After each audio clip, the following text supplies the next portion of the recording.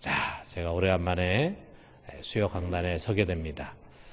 우리가 그동안의 신앙의 위인에 대해서 쭉 살펴왔습니다. 지난번 우리 모세까지 돌아보고 이제 여호수아를 우리가 이제 돌아봅니다. 우리가 리더가 된다는 거, 참 이게 얼마나 어렵고 부담스러운 일인지 몰라요.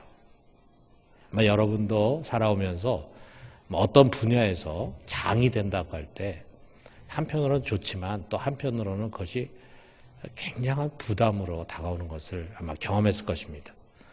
만약에 여호수아에게 모세 아래서 수종 드는 자로 있는 것과 모세의 자리에 앉아서 이스라엘을 다스리는 것 둘 중에 하나를 택하라 한다면 아마 여호수아는 서슴지 않고 모세 아래서 수종 드는 자의 자리에 있겠습니다. 그렇게 얘기했을 것입니다. 우리가 모세 5경 이전에 모세를 중심으로 한 이스라엘 역사를 우리가 보면은 백성들 가운데 문제가 생겼을 때 여호수아를 비난한 사람은 아무도 없어요. 모든 비난과 공격은 항상 모세에게 향했습니다. 아마 모세만큼 욕을 많이 먹은 사람도 없을 것입니다. 그가 지도자였기 때문이고 책임을 지는 자리에 있었기 때문이에요. 그렇습니다. 여러분, 참 이 리더의 어깨는 항상 무겁습니다. 교회 안에 여러 리더의 자리가 있죠. 그러나 특별히 영적 지도자가 되는 것이 참 어려운 일입니다. 주님의 양을 맡잖아요. 우리가 무슨 건물이라든지 또는 재물이라든지 또는 조직을 맡는 것이 아니라 사람을 맡습니다. 그 사람 보통 사람이 아니잖아요.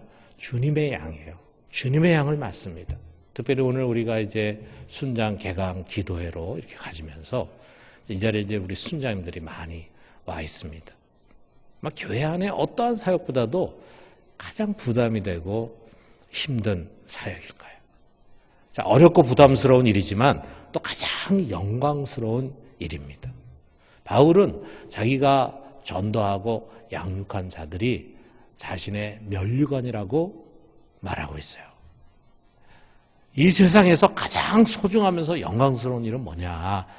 영혼을 돌보고 그리고 영혼을 양육하고 그리고 그들을 성장시켜 가는 일.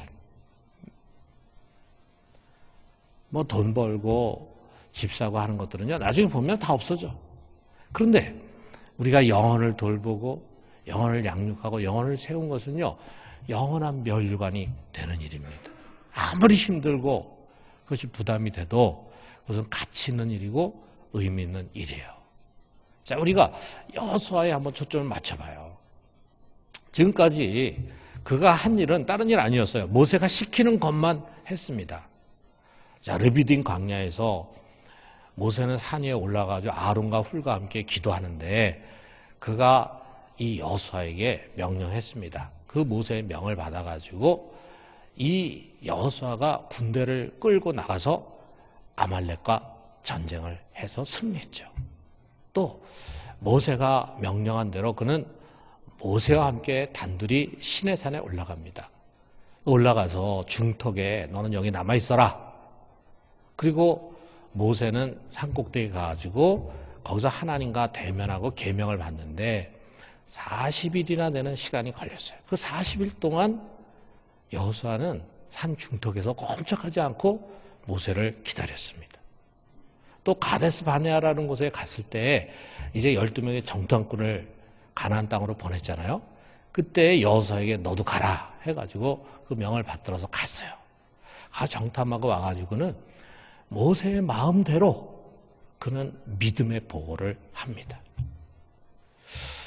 그야말로 이 여호수아는요, 리더가 되기 전까지 모세에 아주 충성된 수종자였어요.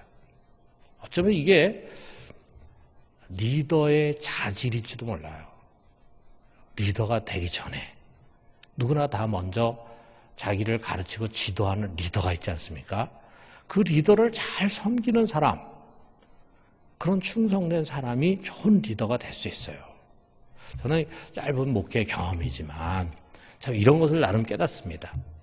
보면은 이 순장에게 충성된 순원이 좋은 순장이 돼요. 순장을 사랑하고 잘 따르는 사람이 나중에 보면은 좋은 순장이 됩니다. 그리고 자기도 그런 충성된 순원을 만나게 돼요. 그런 좋은 순원이 되지 못하는 사람은 좋은 순장이 되지 못합니다. 자신의 영적 리더에게 불순종하고 불성실하고 심지어는 거침이 되는 그런 사람이 좋은 리더 되기 어렵습니다. 그리고 결국 자기도 나중에 그런 까다로운 순원을 만나게 돼 있어요. 어려움을 겪습니다. 또 우리 여호수아가 우리에게 이런 좋은 본을 보여주고 있어요. 그는 먼저 자신의 영적 지도자인 모세에게 철저히 충성된 사람이었어요. 자, 이렇게 모세가 명한 대로 순종하며 살아왔는데 그만큼 모세가 세상을 떠나게 됐습니다. 그래서 그 모세를 대신해 가지고 이제 이 여호수아가 이스라엘의 지도자로 세움받는데 얼마나 그가 두려웠겠습니까? 지금까지 그냥 모세 밑에서 모세를 의지하고 모세 하는 대로만 그냥 했어요. 근데 이제는 자기가 해야 돼. 아마도 그가 언젠가는 모세가 자기보다 나이가 많기 때문에 자기보다 더 일찍 떠나가리라 생각은 했지만 적어도 이스라엘을 가나안까지 인도하고 그곳에서 잘 정착시키고 다시 말해서 이스라엘의 지도자로서 해야 할 굵은 과제를 다 하신 다음에 모세 선생님 떠나가시면 좋겠다. 이렇게 생각했겠죠. 그러나 그것은 하나님의 뜻이 아니었습니다.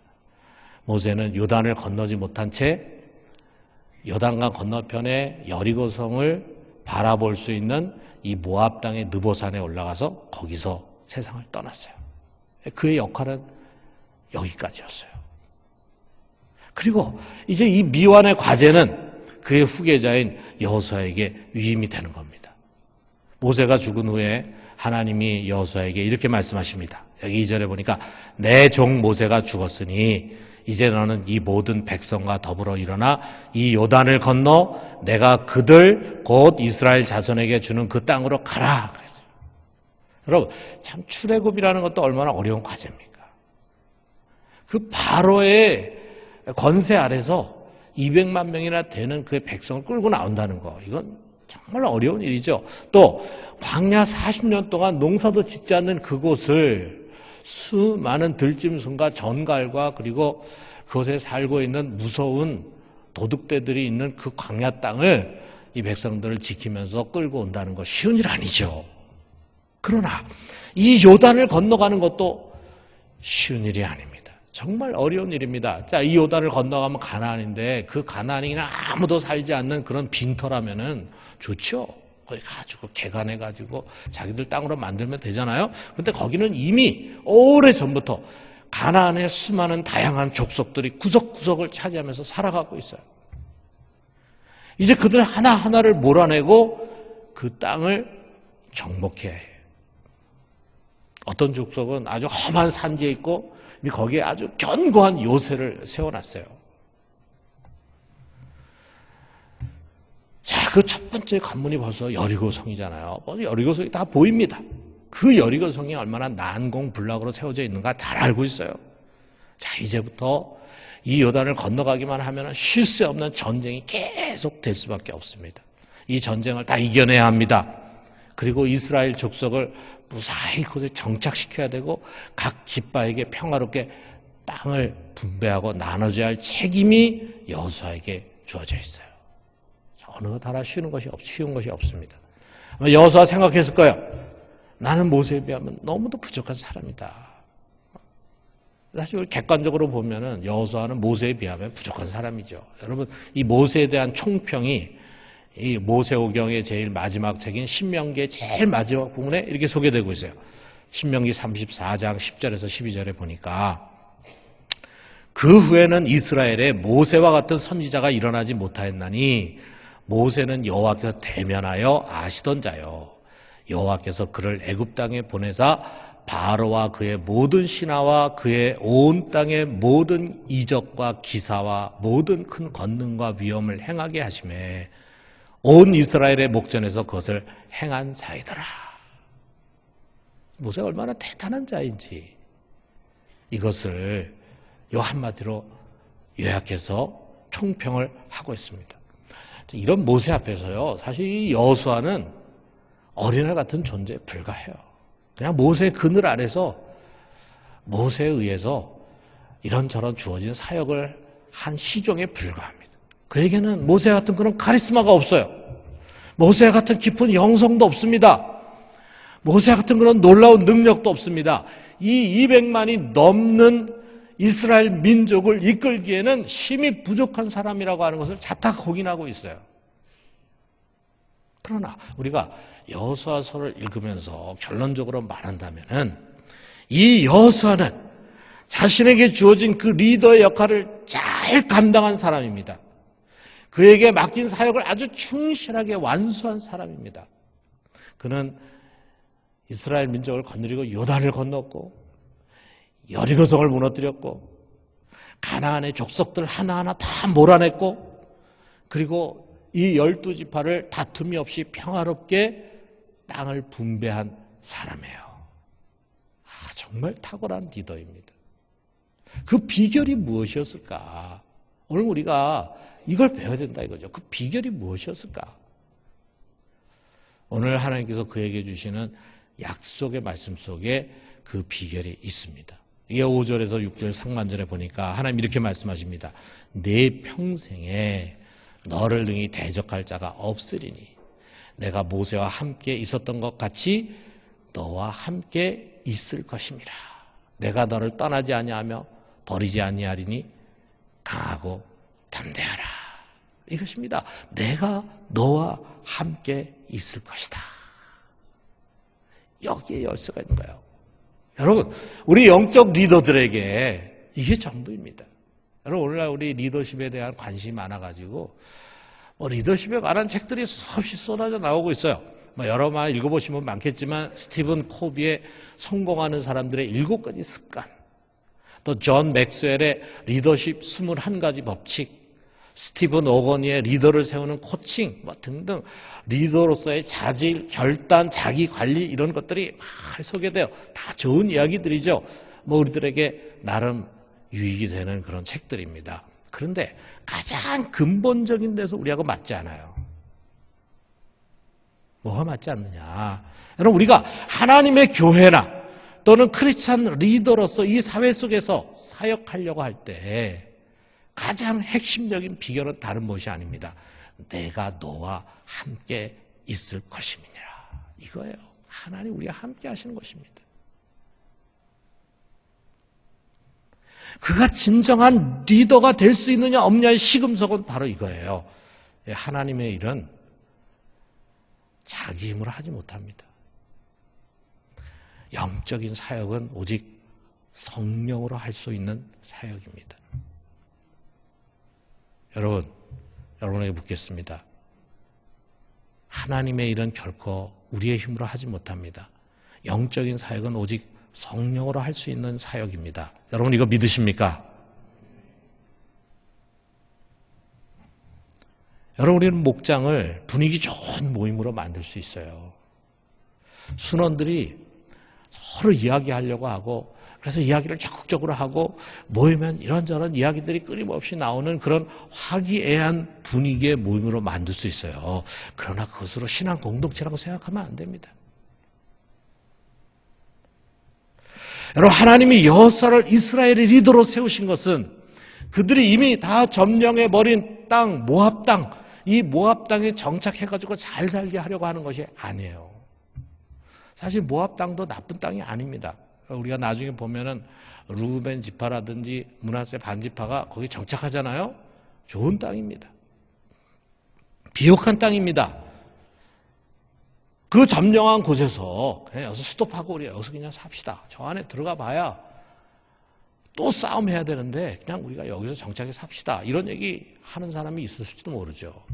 그러나 여호수아는 이스라엘을 이끌고 이 모압을 떠나야 합니다. 요단을 건너야 합니다. 그들이 정착할 곳은 이 모압 땅이 아니라 가나안입니다. 거기에는 많은 도전과 시련이 기다리고 있어요. 그러나 그것을 정복하고 거기에 정착하는 것이 그들의 목표입니다. 그것은 여호수아의 힘으로 할 수 있는 것이 아닙니다. 하나님이 함께 하지 않으면 결코 할 수 없는 일들이에요. 여러분 모세도 마찬가지잖아요. 400년 동안 애굽에서 종살이한 그 이스라엘을 그 막강한 바로의 권세에서 건져내서 출애굽을 시키고, 그리고 이 거친 광야를 거쳐서 여기 모압까지 왔어요. 그것이 가능했던 이유는 무엇입니까? 5절에 하나님 말씀하잖아요. 내가 모세와 함께 있었던 것 같이. 이거예요. 모세가 자기가 힘이 있어서 그렇게 한 것도 아니고 자기 재주가 있어서 그렇게 한 것도 아니고 하나님이 모세와 함께 하셨기 때문에 그것이 가능했다 이거예요. 여러분 우리는 이것을 잊어서는 안 됩니다. 여러분 우리는 그저 사람들을 모아서 친목단체 만드는 거 아닙니다. 먹고 마시고 재미있게 놀고 관계가 좋은 목장이 좋은 공동체가 아닙니다. 여러분 우리에게는 목표가 있어요. 거룩한 목표입니다. 우리에게는 가야 할 길이 있습니다. 주어진 길입니다. 그것은 우리 모두가 영적으로 성장해 가야 하는 거예요. 말씀으로 빚어가고 변화가 일어나야 돼요. 우리가 옛사람 어린아이의 모습을 벗어버리고 성숙한 것으로 변화돼 나아가야 합니다. 그것이 우리의 목장에서 일어나야 합니다. 여러분 우리의 순원들이 여전히 어린아이 상태에 머물러 있는 것은 1년이 지나 2년이 지났는데 여전히 어린아이 상태에 머물러 있는 것은 순장의 책임입니다.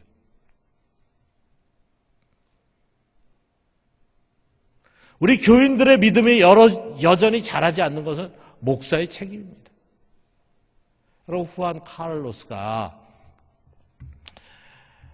아르헨티나의 목사인 후안 카를로스가 어느 날 교회가 뭐 하겠냐면 갓난 아기들로 가득 차 있는 유아병동과 같다 라고 이렇게 말했는데 그 말이 정말 맞다면은 그거는 우리 시대의 교회 지도자들의 책임입니다.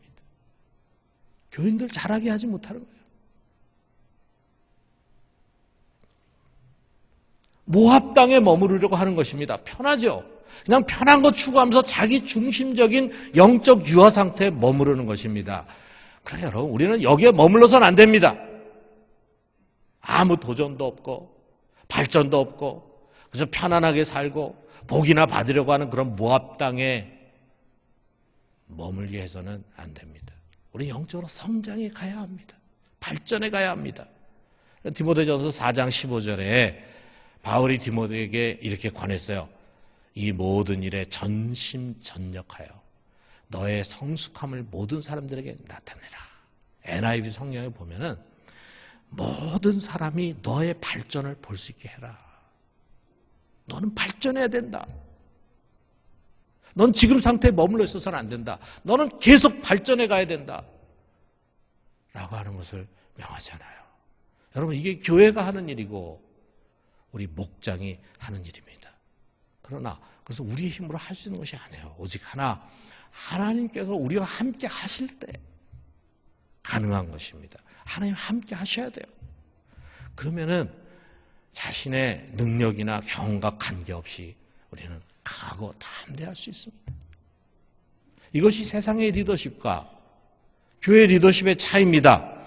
이것이 세상의 수많은 리더십의 책들이 우리에게 핵심을 전해주지 못하고 있는 이유예요. 우리 아까 5절에서 6절 읽은 말씀 우리 같이 한번 읽어봅시다. 내가 모세와 함께 있었던 것 같이 너와 함께 있을 것임이니라. 내가 너를 떠나지 아니하고 버리지 아니하리니 강하고 담대하라. 여러분 정말 우리 하나님께서 함께 하시는 순장이 되기를 주님의 이름으로 축원합니다. 우리 하나님께서 함께 하시는 목장이 되기를 주님의 이름으로 축원합니다. 여러분 그렇다면은 우리가 어떻게 하나님께서 함께 하시는 그런 리더가 될 수 있을까? 오늘 성경이 그것도 우리에게 가르쳐주고 있어요. 여기에 7절에 8절에 보니까 하나님이 모세에게 그 비결을 가르쳐주고 있습니다. 오직 강하고 극히 담대하여 나의 종 모세가 내게 명령한 그 율법을 다 지켜 행하고 우러나 좌로나 치우치지 말라.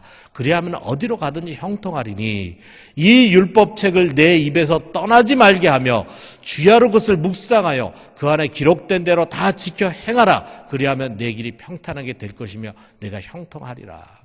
이것입니다. 이 율법책을 내 입에서 떠나지 말게 하며 주야로 그것을 묵상하고 그 안에 기록된 대로 다 지켜 행하라. 한마디로 무엇입니까?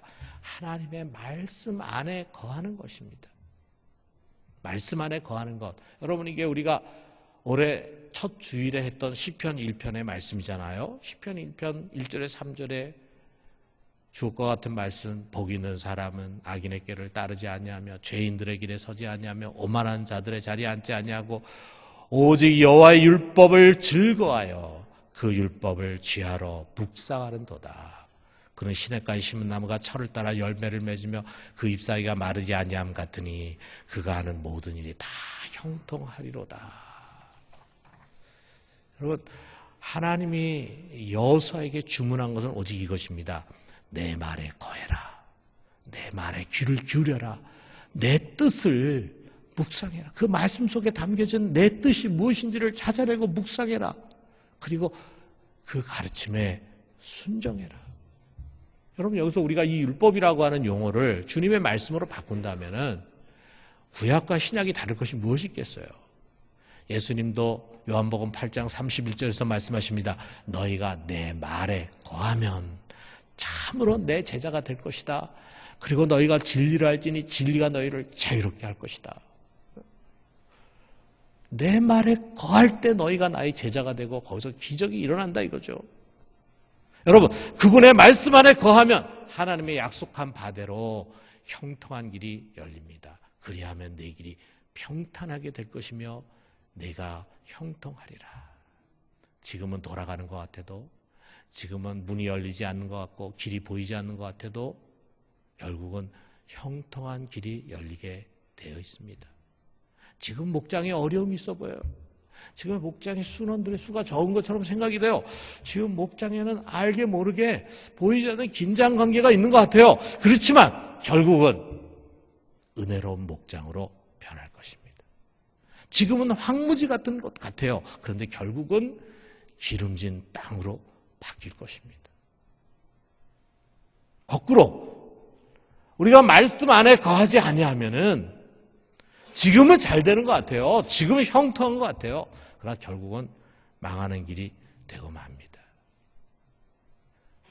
지금 목장이 잘 되는 것 같아요. 그런데 나중에 보면은요, 그냥 다 흐지부지 돼버리고 말아요. 내가 뭘 했나 하는 그런 자괴심에 빠지는 일들이 생기게 돼요. 사랑하는 성도 여러분, 특별히 우리 순장 여러분, 이 단순한 원리, 이걸 무엇으로 포장하지 말아요. 예화가 필요 없습니다. 그냥 그대로 받아들여요. 그리고 그대로 순종해요. 좌로나 우로나 치우치지 말라. 내가 옳다고 하는 바대로, 세상이 가르치는 바대로 좌충우돌하면서 방하지 맙시다. 오직 하나님의 말씀, 그 말씀 안에 거하는 것입니다. 여호수아는 과연 하나님의 이 말씀에 아멘 했어요. 이것을 믿음으로 받아들이고 신뢰하고 그의 명령에 그대로 복종해서 반응합니다. 너희들이 이제 내일 요단강을 건너가게 될 것이다. 그리고 그 길로 갔습니다. 그 앞에 얼마나 많은 도전과 어려움과 과제들이 있었습니까? 그것이 여호수아서에 우리에게 소개되고 있습니다. 때로는 그가 실수도 했어요. 실패도 했어요. 전쟁에 패배하기도 했어요. 그러나 이 근본 자세에서 흐트러지지 않았기 때문에 그는 결국은 승리했습니다. 그에게 주어진 과제를 잘 감당했습니다. 자기도 모르는 사이에 모세에 비해서 참 초라하고 작게 보이는데도 불구하고 나중에는 훌륭한 믿음의 거목이 됐어요. 모세도 하지 못한 그 일을 그가 감당했습니다. 모세는 이스라엘을 애굽의 굴레에서 해방시켰지만 여호수아는 그들을 마침내 그들의 꿈인 젖과 꿀이 흐르는 가나안으로 데리고 들어갔어요. 그리고 이 모든 일은 결국 하나님이 하신 것입니다. 하나님 모세와 함께 하신 것처럼 여호수아와 함께 하셨습니다. 그리고 이 둘은 모두가 하나님의 말씀 안에 거하는 사람들이었습니다. 우리 역시 여호수아와 같이 그런 좋은 영적 지도자들이 되기를 주님의 이름으로 축원합니다.